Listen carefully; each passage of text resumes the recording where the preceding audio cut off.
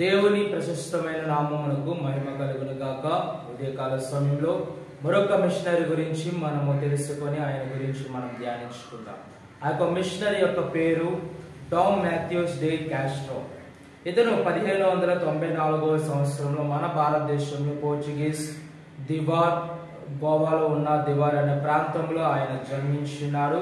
ఆయన పరిచర్య ప్రదేశం మనం చూసుకున్నట్లయితే ఎక్కడైతే ఆయన జన్మించినాడో అదే ప్రాంతంలోనికి ఆయన వేదాంత విద్య అభ్యసించిన తర్వాత ఆయన అదే ప్రాంతానికి దివార్ గోవా వంటి పరిసర ప్రాంతాల్లో ఆయన పరిచర్య చేయడానికి తాను సమర్పించుకున్నాడు.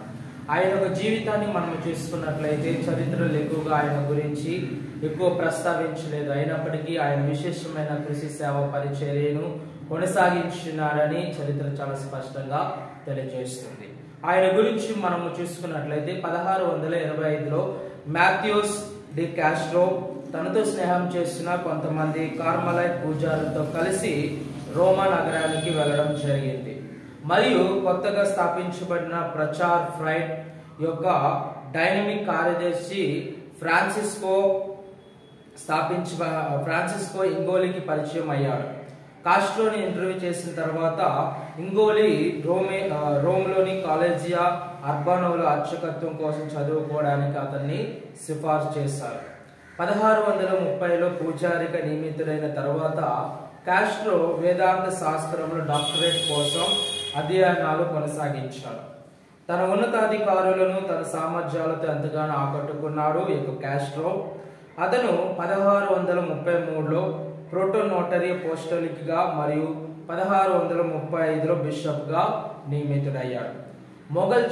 మన భారతదేశంలో మొఘల్ చక్రవర్తి షాజహాన్ మరియు భారతదేశంలోని ఇతర పాలకుల ఆస్థానాలలో బిషప్ డి కాస్ట్రోకు గొప్ప గౌరవం అనేది ఉండేది. వాటిలో కుతుబ్ షాహీ రాజవంశం పాలించిన గోల్కొండ పాలకులు మరియు పోర్చుగీస్ వారికి ముందు గోవాను పాలించిన ఆదిల్ షాహీ రాజవంశానికి చెందిన బేజాపూర్ రాజ్యాలు వంటి రాజ్యాలు కూడా ఉన్నాయి. టామ్ మాథ్యూస్ డి కాస్ట్రో మన ఇండియాలోని పోర్చుగీస్ గోవాలోని దివారుకు చెందినవాడు. ఆయన క్యాథలిక్ చర్చికి మొదటి భారతీయ బిషప్ గా కూడా పనిచేశారు. ఆయన యొక్క విశేషమైన సేవలు ఆయన అందించినారు. వాటికన్ సిటీ ద్వారా రోమ్లోని క్రిసోపోలిస్ బిషప్ ను ఆయన పవిత్రం చేశారు. మరియు బీజాపూర్, గోల్కొండ, అబిస్సినియా మరియు పెగు రాజ్యాలకు వికార్ అపోస్టల్గా కూడా ఆయన నియమించినారు.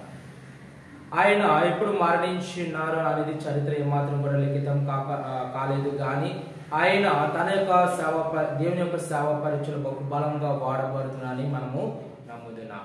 ఆమేన్.